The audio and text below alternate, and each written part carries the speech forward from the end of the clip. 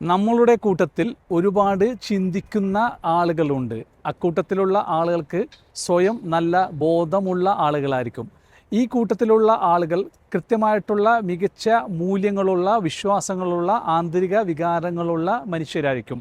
അത്തരത്തിലുള്ള വിഭാഗത്തിൽപ്പെട്ട ആളുകളാണ് ഇൻട്രാ പേഴ്സണൽ ഇൻ്റലിജൻസ് ഉള്ള ആളുകൾ എന്ന് പറയുന്നത്.